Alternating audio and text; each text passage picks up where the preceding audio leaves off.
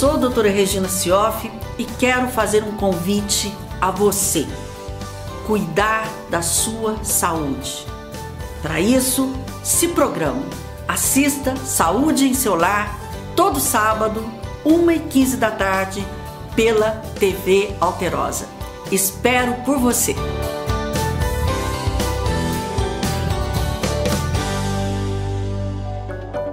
Oferecimento Clinoftalmo Laser, tecnologia de ponta em oftalmologia. Clinoftalmo Laser, liberdade para seus olhos.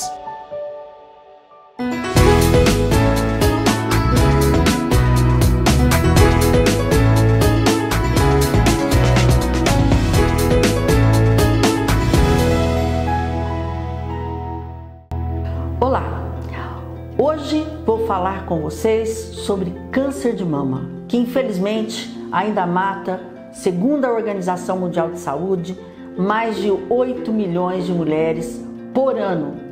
E o triste, 50% dos casos, quando se faz o diagnóstico, já se faz numa fase tardia, em que vai ocorrer cirurgias mutiladoras e até mesmo o óbito. Quais serão os fatores predisponentes ao câncer de mama? E quais são os fatores que protegem contra o câncer de mama? Será que a terapia de reposição hormonal realmente aumenta a incidência de câncer de mama?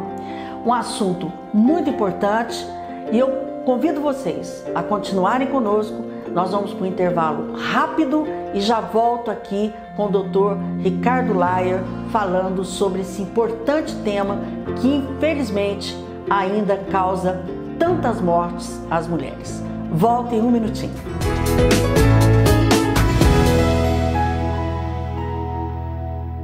Estamos de volta aqui com o programa Saúde em Seu Lar e tenho o prazer de receber aqui o Dr. Ricardo Layer, que é mastologista.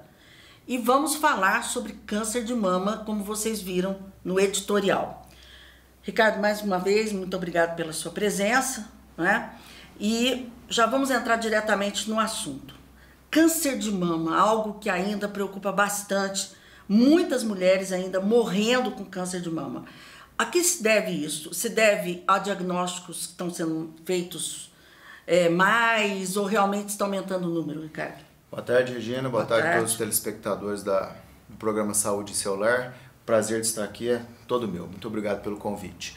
Bom, esse número, na verdade, depende da maneira que você interpreta. Então, quando você vê o número absoluto, no mundo, de acordo com a estatística de 2018, morreram cerca de 600 mil mulheres de câncer de mama. Então, quando você olha esse número absoluto, você encara como sendo um número alto. Mas do ponto de vista relativo, isso dá aí cerca de 30% dos casos. Por quê? A estatística mundial gira em torno de um pouco mais de 2 milhões de casos de câncer de mama. Então, 2 milhões por ano. De casos por ano. Sim. Né? Então, 600 mil frente a mais de 2 milhões, dá em torno de 30%.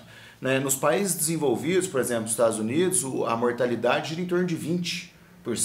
Então, essa mortalidade alta, o que choca a gente é por causa do alto número de casos incidentes. Então, como o número de casos é muito alto, mesmo o percentual de mortalidade sendo baixo, quando você olha o número absoluto, isso acaba chocando. Então, do ponto de vista, olhando assim de uma maneira geral, câncer, esse percentual, esse número é baixo. Se você pegar, por exemplo, câncer de pulmão, que tem em torno de 2 milhões de casos por ano no mundo, morre 1.700.000, 1.800.000. Praticamente? Ou seja, quase tudo. Quase todos morrem. Exatamente. Pâncreas, pâncreas, 500 mil no ano, morre 490. Então, quer dizer, você tem que olhar o prisma, né, de uma maneira do número de casos incidentes. Então, é por isso que ainda choca, porque a incidência é muito alta. Bom, quais são os fatores, assim, que predispõem mais ao câncer de mama? Eu acho isso importante, para que as pessoas realmente saibam, né, o que mais faz causar o câncer de mama. Então, os fatores de risco são, a gente divide em fatores que você não consegue mudar e fatores que você consegue mudar. Então, os fatores que você não consegue mudar são o fato de ser mulher. Nasceu mulher, tem cerca de 12 a 13% de chance de ter um câncer de mama ao longo da vida. Sim. Simplesmente pelo fato de ter nascido mulher. Não ter filhos depois dos 30 anos, não amamentar, a hereditariedade. É pesado a hereditariedade? É pesado quando tem alteração genética. Podemos lembrar o caso da atriz lá de Hollywood, né? Ela fez o exame genético, aquela mutação que ela tinha, a chance de ter o câncer de mama ao longo da vida era de 60% a 80%. Que coisa. Ou seja, a chance de desenvolver a doença é muito alta. Então, o fator genético, apesar de ser a minoria dos casos, somente 5 a 10% dos casos existe a mutação genética. Então, é a minoria dos casos, mas a chance de desenvolver a doença é muito alta. Tá. Agora, existe realmente uma influência da primeira menstruação ser precoce em relação ao câncer de mama? Isso, essa chance aumenta-se muito pouco. Então, tanto a primeira menstruação precoce, quanto a última menstruação tardia, aumenta muito pouco. Todos esses fatores que eu falei, na verdade, Regina, são fatores de baixo impacto. Fatores que aumentam muito pouco a incidência. Só que quando somados e aplicados hoje na mulher atual, na mulher do século XXI, na mulher moderna, são fatores que quando unidos e aplicados numa grande população, o resultado é qual? Essa incidência, né, alarmante que a gente tem de casos novos todo ano. Uma das coisas que eu tenho certeza, e já li muitos artigos, que diz que a obesidade também, e nós sabemos que a obesidade está aí tomando conta do mundo, do Brasil não é diferente, nós já temos um grande número de obesos no nosso país, infelizmente, né? Com todas as consequências. Também a obesidade é um fator predisponente ao câncer de mama? Bem lembrado, Regina. A obesidade aumenta o risco em cerca de 15% a 20%. Tá? Então, é obesidade, esquecemos do tabagismo, que é importante. Sim. O cigarro também aumenta o índice de câncer de mama. E o sedentarismo, né? Que na verdade, na maioria das vezes, isso está muito atrelado à questão da obesidade, né? O sedentarismo e a obesidade. Então, isso também aumenta a chance da mulher desenvolver o câncer de mama. Agora, você disse as mulheres modernas, as mulheres atuais, por quê? Por conta do estresse também? Você acha que a questão das ansiedades, do estresse que nós todos estamos vivendo, não só mulheres, os homens também, faz com que aumente a incidência de câncer de mama? Ou de câncer de mama em geral? O estresse, ele é muito difícil de você avaliar metodologicamente por pesquisa científica, porque é difícil de você mensurar. Né? Como é que você vai medir o estresse? Então, é aquela velha questão, a depressão e o estresse aumentam ou não aumentam o risco de câncer de mama? Tem estudos que mostram que sim, tem estudos que mostram que não. E isso se deve a quê? A dificuldade metodológica de você aferir, de você mensurar a questão do estresse. Mas em relação à mulher moderna, o perfil da mulher moderna é qual? Ela se alimenta muito mal, ela corre para cima e para baixo o dia inteiro, ela não tem filho, ela não amamenta. Né? Então, tem bem menos filhos que antigamente. Então, esses pequenos fatores de risco, nós já estamos vendo já. Sim. Há 20 anos atrás, por exemplo, quando tinha um caso de câncer de mama entre 30 e 40 anos, era uma comoção. Uma mulher com 32, 33 anos com caso de câncer de mama. Hoje, toda semana, a gente vê um caso desse. Por quê? Porque essa geração que hoje já está entre 30 e 40 anos, já é a geração que menstruou muito cedo, que não teve filho, se teve depois dos 40, se alimentou muito mal. E não amamentou. Porque a amamentação é um fator de proteção. É um fator de proteção, de cerca de 18% a 20%. Que eu vou te perguntar agora, quais são os fatores de proteção? Já falamos os fatores que fazem desencadear o câncer de mama, agora vamos saber quais são os fatores que protegem. Amamentação. Importantíssimo. Ter filho antes dos 30 anos. Mais de um filho, né, principalmente antes dos 30 anos, atividade física, se manter magra, tá? E uma coisa que eu acho que é importante a gente deixar claro aqui é que a pílula anticoncepcional não é um fator de risco para ter câncer de mama. Na verdade, o que a pílula anticoncepcional aumenta é um caso para cada 7.600 mulheres tomando a pílula. Ou seja, é desprezível. Um caso para cada 7.600 mulheres usando pílula anticoncepcional. É um caso a mais de câncer. E pode não ser a pílula. Isso. Pode não ser, pode ser outros fatores. Você não pode atribuir a pílula, né? Porque realmente o aumento é muito pequeno. E a pílula, os benefícios que ela traz, elas superam, né, esse pequeno fator de risco. Por exemplo, a pílula diminui a incidência de câncer de ovário, diminui a incidência de câncer de intestino, Não sabia, não. Sem contar a questão da prevenção da natalidade do mesmo. planejamento familiar. Isso, então a pílula é inquestionável que ela está bem indicada. Tá. Não se deve deixar de prescrever a pílula pensando que aumenta o risco para ter câncer de mama. E a terapia da reposição hormonal? Isso. E a tal terapia da reposição hormonal? O aumento de incidência da terapia hormonal também é muito pequeno. Tá? Depois de 5 anos de uso de pílula, esse aumento, que é um aumento relativo, é cerca de 20 a 25%. Mas isso é uma coisa que tem que ser muito bem interpretada. Por quê? Isso é um aumento relativo, 20 a 25. Se você pegar uma mulher de 50 anos, a chance dela ter um câncer de mama é de cerca de 3%. Então, 20% de 3%, o risco dela passa de 3 para 3,6. Quer dizer, desprezível. Pequeno, é desprezível. Isso depois de 5 anos de uso, que fique bem claro. Tá ok.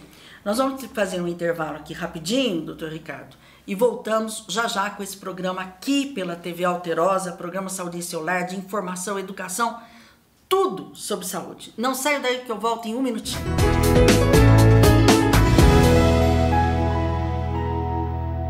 Estamos de volta com o programa Saúde em Seu Lar, pela Alterosa. Aqui estou com meu colega, meu amigo, mastologista, Dr. Ricardo Laia, falando sobre câncer de mama. Ricardo, o diagnóstico do câncer de mama. Vamos falar um pouquinho de mamografia, que eu acho importante. A partir de que idade a mulher deve fazer a mamografia? Qual que é o protocolo ideal? O protocolo ideal, Regina, eu citei a questão dos Estados Unidos, que tem um menor índice de mortalidade. Certo. Então, no sistema privado, cada país, claro, tem a sua política de saúde pública, mas no sistema privado a gente segue o modelo americano, né, que é a partir dos 40 anos e aí segue anualmente, até uma idade que não tem limite. Né? A recomendação é qual? Se a mulher tem pelo menos 10 anos de expectativa de vida, hoje você tem softwares, né? Programas de computador que você calcula qual que é a expectativa de vida da pessoa. Então, se a pessoa tem uma boa condição clínica e uma expectativa de vida de pelo menos 10 anos, você faz mamografia nessa mulher também.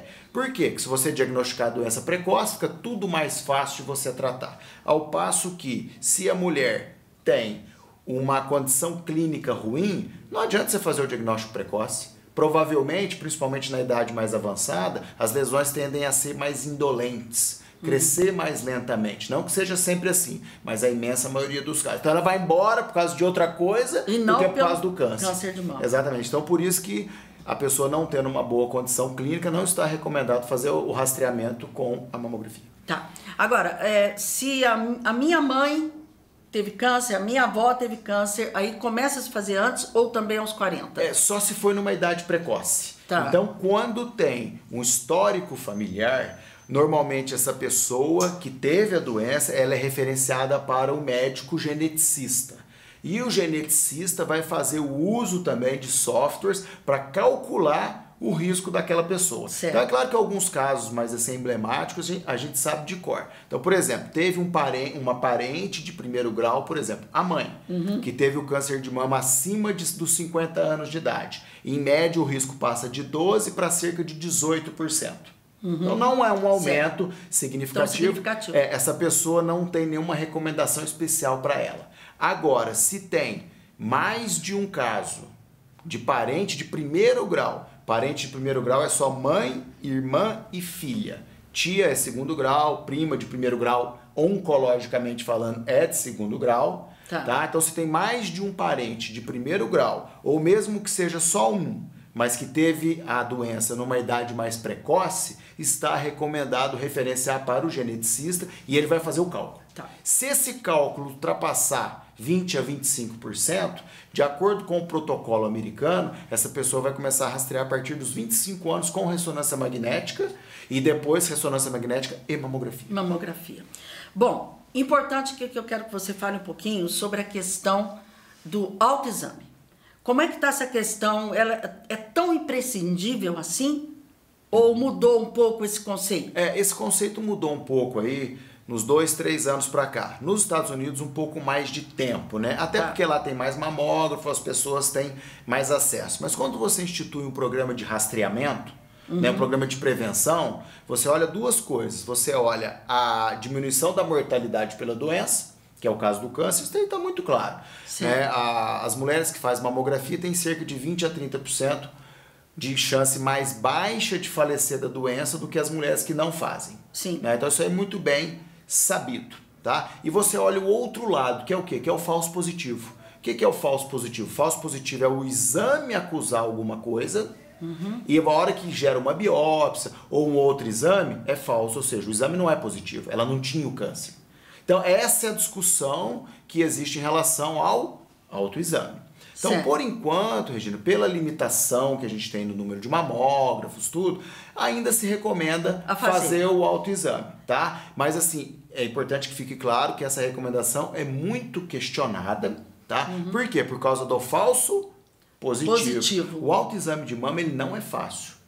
O autoexame ele é difícil e frequentemente um nódulo é confundido com a glândula normal, que é o tecido responsável... Principalmente pré-menstrual, por exemplo. Isso, principalmente pré-menstrual e na mulher mais jovem. Que fica engurgitada as glândulas e tudo. A mama fica edemaciada, fica inchada e dificulta o autoexame. E a pessoa, ao fazer o autoexame, muitas vezes fica a impressão que aquilo ali é alguma coisa. Por isso que é importante não fazer próximo ao período menstrual. Isso, a recomendação é 7 a 10 dias depois do período menstrual. Depois da menstruação, para diminuir a chance do falso positivo. Porque senão, com certeza, vai achar um nódulo e já vai ficar apavorada e muitas vezes, né? Era o que antigamente se chamava de displasia, né? Displasia. As nossas telespectadoras, assim, um pouco mais antigas, né? Com certeza. Porque esse termo, ele sumiu há mais ou menos uns 30 anos. A displasia era isso. O que era a displasia? Era aquele lugar da mama que era mais sensível ao hormônio, ele inchava.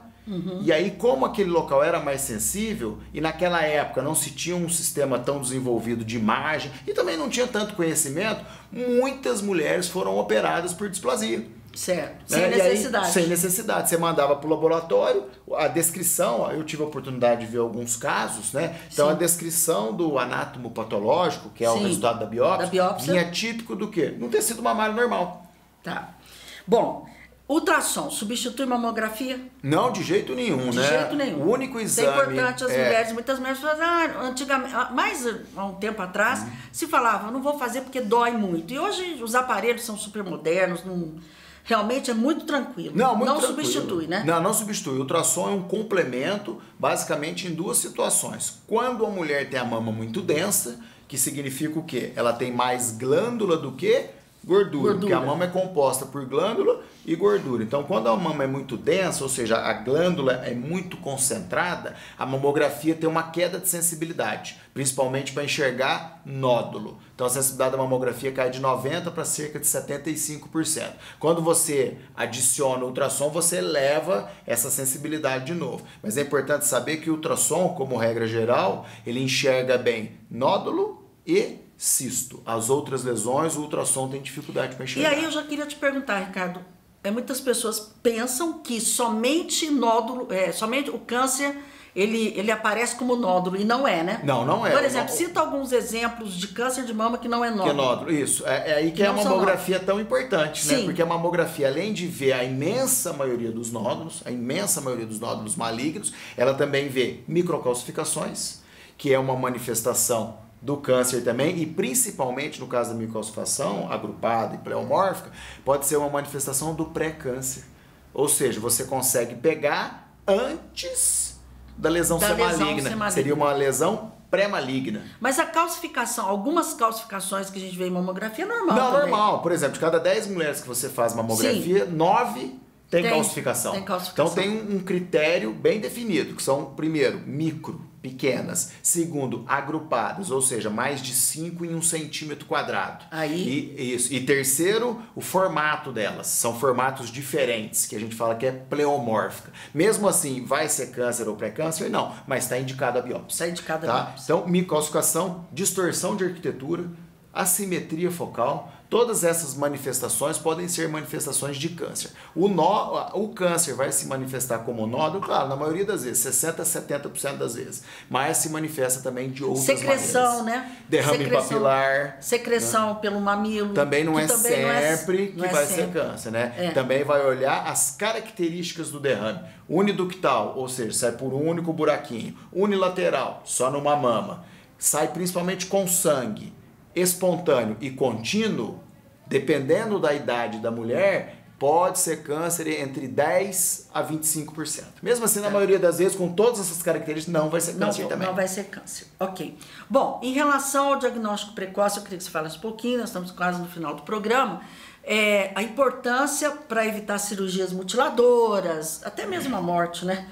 Eu queria que você falasse um pouquinho sobre essa questão do diagnóstico precoce, da importância do diagnóstico precoce. É fundamental, Regina. Eu acho que é isso aí que vai... Realmente, quero que fique no programa para as pessoas. É fundamental. Né? Você pegar uma lesão inicial, menos de 2 centímetros, com axila, porque o primeiro lugar que o tumor de mama vai é para debaixo do braço, como regra geral. Certo. Que é o gânglio, né, o linfonodo. Então, se você pegar um tumor estágio 1, que é uma lesão com menos de 2 centímetros, e axila sem ter comprometimento pela doença, uma lesão de baixo grau a grau intermediário, certo. O índice de cura nos próximos 5 anos, por exemplo, é 98,5%, 98%. Tá. Ao passo que você pegar uma lesão como... essa também pode ser uma lesão de baixo grau, mas com 4, 5 centímetros, esse índice já cai para 90%, 88%. Ou seja, é uma questão linear. Uhum. Quanto mais cedo, quanto menor a lesão, maior o índice de cura. Né? Maior a lesão, menor o índice de cura. E o outro dado que é analisado, além disso aí, é a questão também da característica intrínseca da lesão, que é uma coisa que não tem como nós interferirmos. Certo. Lesões mais agressivas, exemplo, triplo negativo, que é um subtipo molecular altamente agressivo. Altamente agressivo, né? Diferente do luminal A, que é um subtipo molecular de baixíssima agressividade. Então são os dois pilares que norteiam o tratamento e o índice de cura da lesão. A questão macroscópica, que é tamanho, situação do gânglio, e a questão intrínseca ou microscópica, que é a característica molecular da lesão. Enfim, diagnóstico precoce é tudo, é igual até cura. Não, na verdade, em alguns casos, lesão estágio 1, uma pessoa com 50, 60 anos, existem softwares, né? Adjuvante Online, Predict, são softwares que você lança os dados da pessoa e lança os dados da lesão. A chance dela morrer por outro motivo é maior do que o câncer de mama. É isso. Eu quero agradecer muito, viu, a sua presença aqui. Tenho certeza que foi muito importante para vocês. Quero convidá-los a continuar assistindo o programa todo sábado, 1h15 da tarde, aqui pela TV Alterosa. Até a próxima semana, claro, se assim ele permitir. Até lá!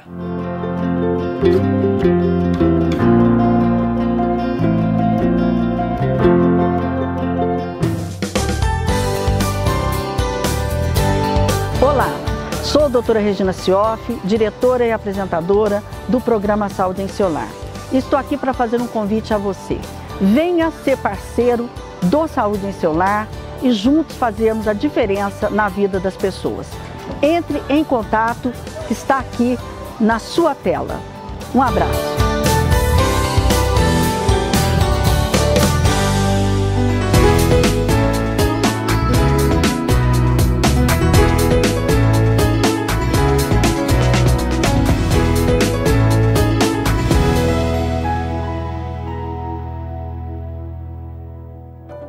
Oferecimento Clinoftalmo Laser, tecnologia de ponta em oftalmologia. Clinoftalmo Laser, liberdade para seus olhos.